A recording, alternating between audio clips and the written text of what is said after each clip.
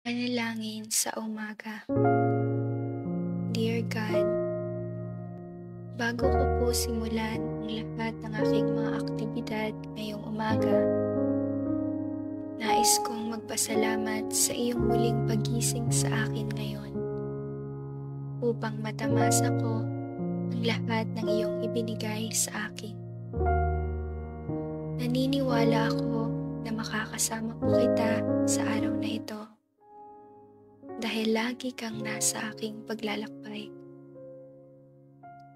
Ano man ang mga problema na aking nararanasan, mangyaring magkaroon ako ng pusong naghahanap at sumusunod sa iyo. Kapag nakatagpo ako ng mga paghihirap at mga hadlang, mangyaring ipaalala sa akin na walang problema na imposible para sa iyo. Kapag nagtagumpay ako, mangyaring paalalahanan ako na kung wala ka, wala akong magagawa. Ngayon, gagawin ko ang lahat ng bagay ng may matatag na pananampalataya at lubos na aasa sa iyo.